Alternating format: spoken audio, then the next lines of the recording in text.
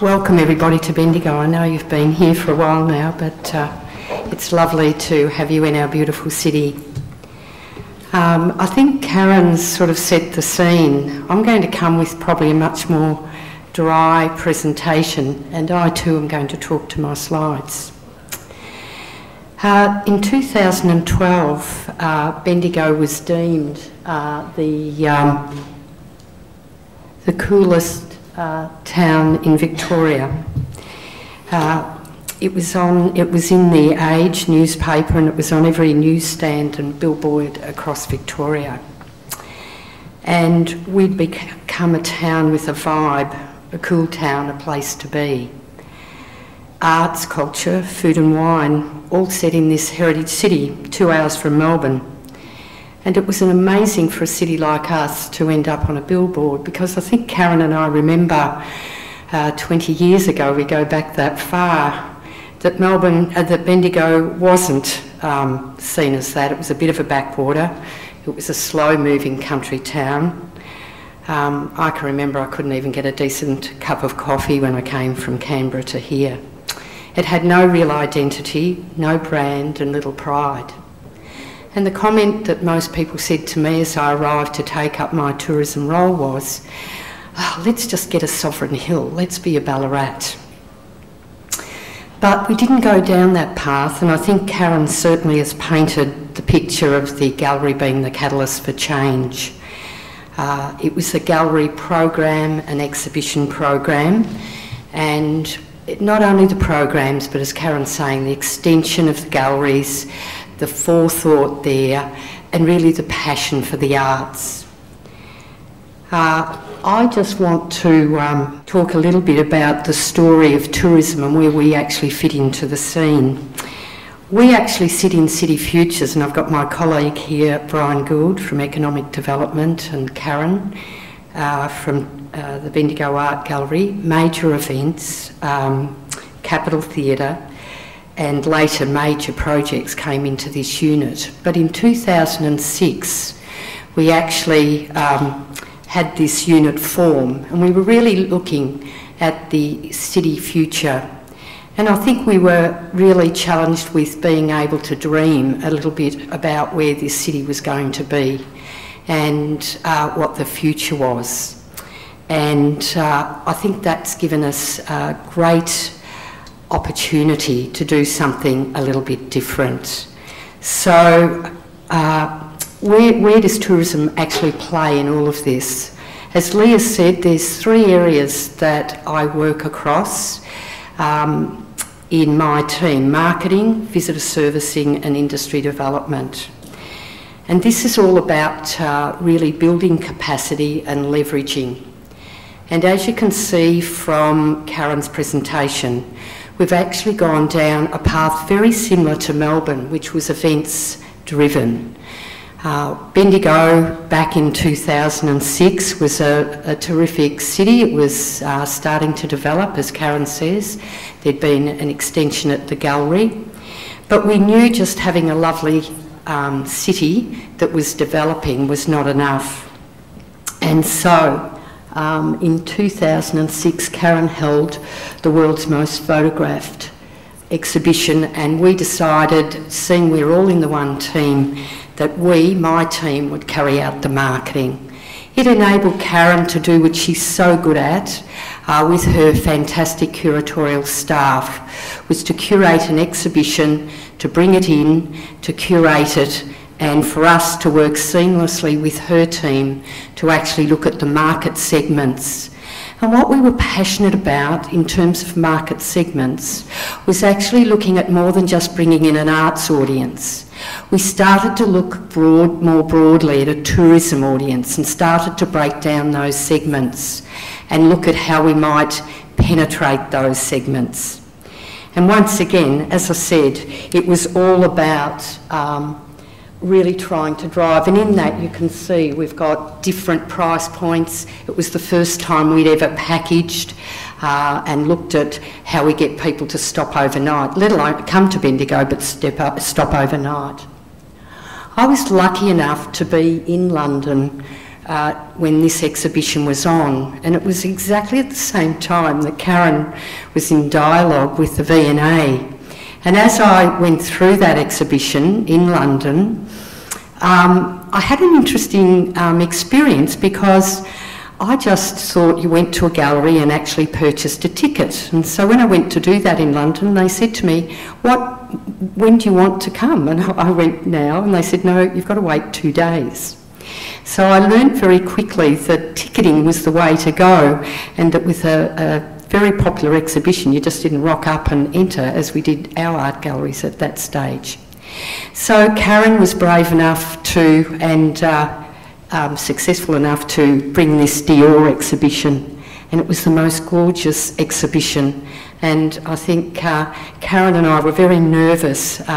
It took a lot of support to get. Kathryn invested a lot of money, and I put up probably the most and largest marketing budget we'd ever done. And with this exhibition, we actually packaged and did other elements again. And Kathryn showed you the lineup. And we learnt a lot from that exhibition, that we needed to ticket. And we also learnt the power of fashion through the gallery. And it's not just fashion. I think Kathryn undersells herself. She understands this area very well. And I think the secret of all the art gallery exhibitions is a very professional and intellectual approach to exhibitions. The next one was the white wedding dress, and this was from the V&A. And once again, you can't see the small writing, but we actually looked at the wedding dress and went and had great dialogue with Kathryn's team and said, oh, a wedding dress, how are we going to market this? So Dita Von Teese, we used celebrity, we used colour. It was quite a contrast, and we actually worked, and Stacey's here, one of my former staff members, and she's probably going to remember, that we put vintage tours together. We had high teas. We really thought about the women's audience, and a girls' day out and a girls' weekend, and we started to really think about how we would market. We also, as Kathryn said, partnered with Feline. We painted a train. We did a lot of work in Melbourne at Southern Cross and here at our station. And then, of course, as Kathryn said, along came Grace Kelly and blew us out of the water. It was an amazing exhibition, and we actually, like the white wedding dress, we managed to get freeway signage, flags at Melbourne Airport, the train painted again, and into some major publications. And the Wear magazine goes into every Melbourne hotel, and that was the first time any region had ever got on the front cover of a Melbourne motel and hotel publication. So it was a massive thing for us, and I think the 100 days we were pacing ourselves to get to the end of it. It was day in, day out. And our cafes and restaurants had never had such patronage. They were used to Easter and a break, and they were used to probably some events coming in and a break. And there was no break in that 100 days. They were calling for more staff. They were running out of food. It was a real challenge. Rubbish, I had to deal with council on getting the rubbish taken away every day, as opposed to just a few times a week. So it really challenged us from a tourism in terms of that whole marketing. We actually worked with airlines as well, and we marketed this into New Zealand successfully. And I'll jump through to Ned, where we are today with Kathryn's inspiring Ned Kelly. Once again, we worked seamlessly with Kathryn's team to look at those markets. We knew this was a different exhibition. We thought it would bring in a different audience, and it is. The stats, I think, that Kathryn's collecting is telling us it's a much more male and family audience than the fashion audience. And once again, my team are working and marketing to all of those audiences. Incidentally, at the same time, one of my other colleagues, David Lloyd, decided that he would support the production of Ned Kelly the musical. And so once again, we decided we'd have a festival of Ned, and package, and once again we've put together a whole raft of packages marketing Bendigo in. And one of the challenges with Grace Kelly, by the time people had done quite a few of our art gallery exhibitions, what they actually worked out was that they could come up on a day trip on V-Line or just come for a nice day in Bendigo. And so we started to try and build that shoulder of overnight tours and people stopping overnight and building that yield.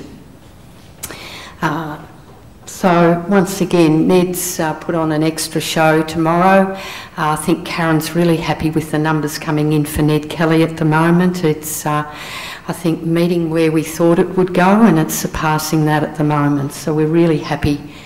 One of the things with I've only got a small marketing team, 3 people, and one of the things that I've found with a small team, and we do all the marketing in-house, that we're able to be flexible and dynamic. We talk continually with the ticketing here at the Capitol and Karen's team at the gallery, and we can change our marketing midstream if we think something's not working. We're doing massive amount of social media at the moment, really stimulating that on Facebook and really working the social media. And I suppose one of the things for us, it really is us finding out what converts on social media, what doesn't. We partner with V-Line, we partner with a number of third parties to really market and do word of mouth for Bendigo. We also, outside the gallery, take events and market events that are on brand, and food and wine, we quickly learnt that's what people wanted to do in the city. So we market on brand, and the Food Fossica group run the Mad Hatter picnic, and 2 years in a row it sold out prior to the event on Facebook and had 2,500 at it. It's a family group and very successful, and it showcases our local food producers and wine producers. And it's one of the few food and wine events, if you think about it, that targets mum, dad and the kids. We also market our major wine events. I think you experienced last night some great wine at Chateau Doré, a great experience. And both Heathcote and Bendigo are well-known wine regions, and we market those into Melbourne and work seamlessly with the wine growers. Bendigo is a beautiful heritage city, and we're just finishing at the end of this month a major push on heritage, where we've gone into Melbourne and marketed on TV and across the region, and really celebrating the designer of this gorgeous theatre that you're in today, Varland, and really trying to activate our local understanding of Varland as well. So we certainly work with a number of areas across in events.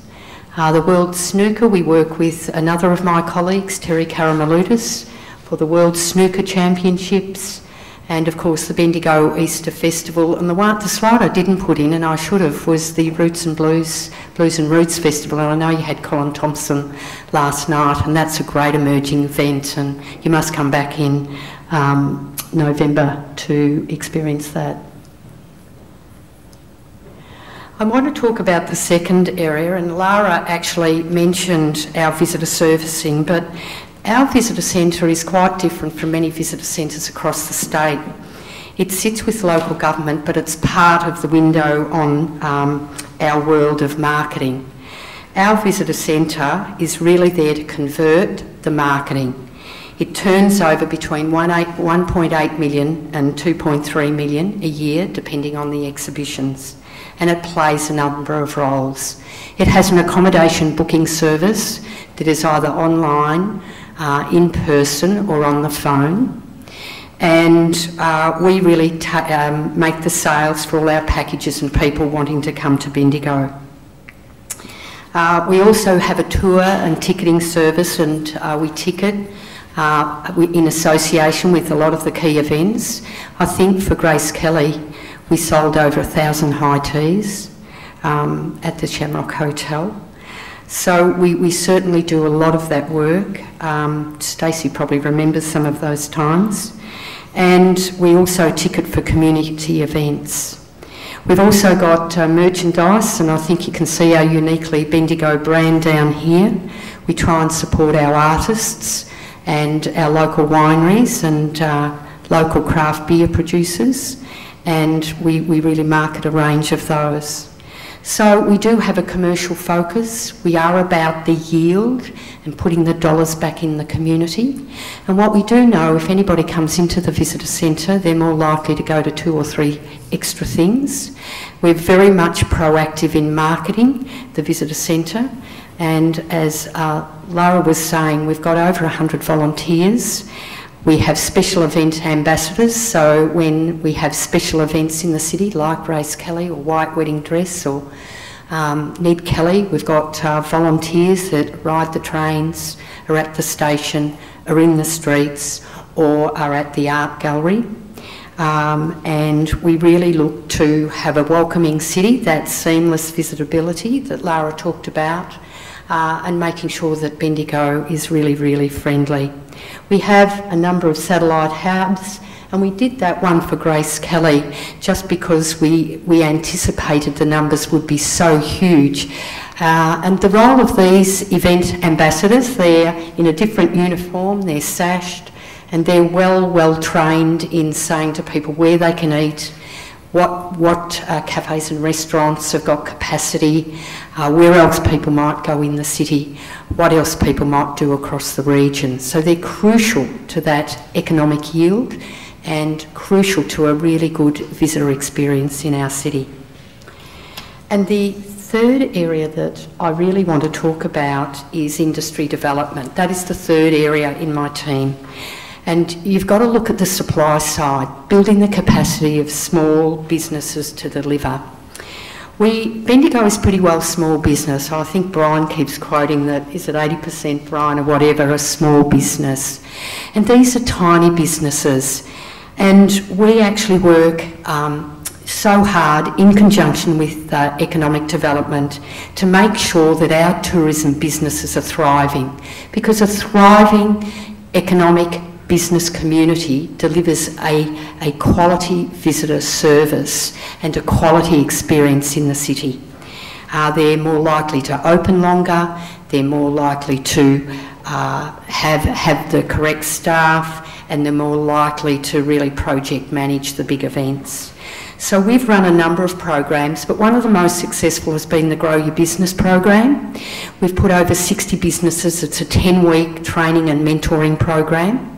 And out of each of those programs, I can now point across the city and watch the businesses grow and see them grow.